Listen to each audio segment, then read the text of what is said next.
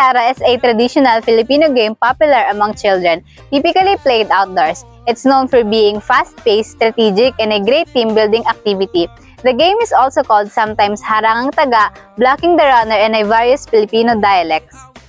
How to play Patintero.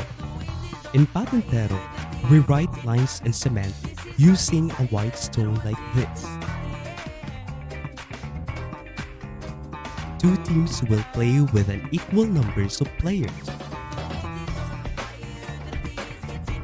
When one team plays defensive and guards, the other team against passing the lines. The two teams make up the guards and the runners or passers. The guards assign a player to the lateral line in the middle of the rectangle. Other players on each horizontal line. The objective of the runners is to get across to one end of the big rectangle and back without being touched. The main objective of Patintero is for the offensive team called runners to cross a series of lines without being tagged by the defensive team called taggers.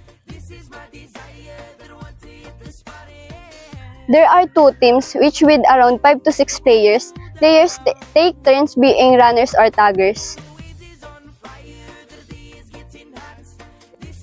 Cultural significance. Patintero, like many traditional games, promotes camaraderie, quick thinking, and physical activity. It's played widely in Filipino schools and communities and remains a nostalgic game that connects people across generations. This game can be a great way to introduce teamwork, strategy, and cultural heritage in fun activities for school or family gatherings. 1, 2, 3, go! Boom!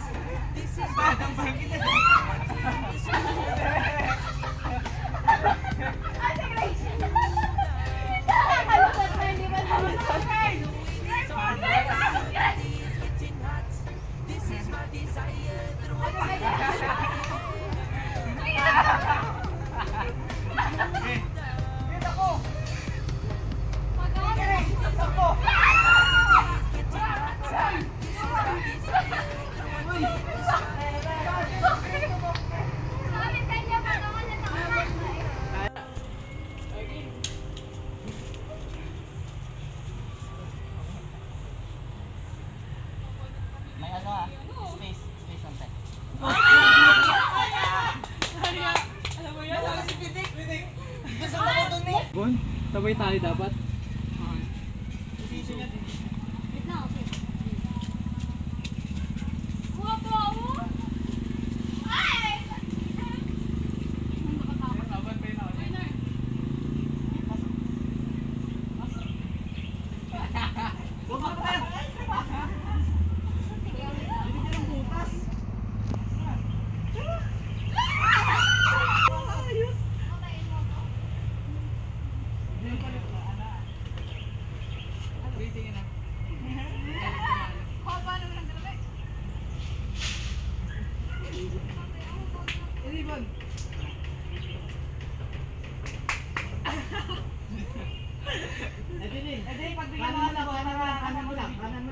Bantay mo na kanan mo. Sige, kumana ka na. Sige, diretso sa kanan. Kaya mo to. Apat na dito. Huwag ka malabas yung tiro, di ka mabantayan niya. Ano dyan? Gilang. Ay, bukas huwag mo.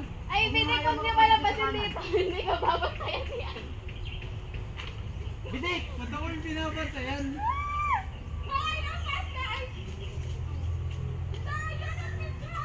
Gege, okay lang dyan.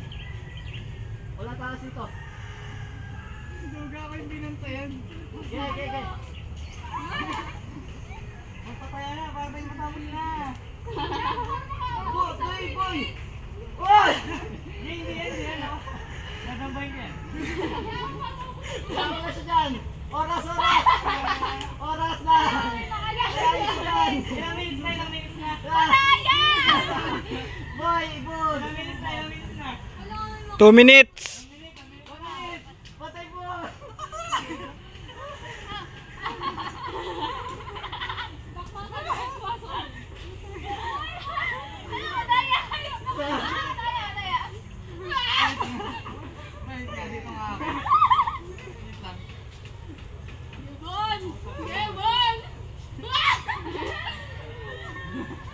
Ay, sige na lang, boss! Wala lang. Putasan nyo dun eh. Kabas na? Oh,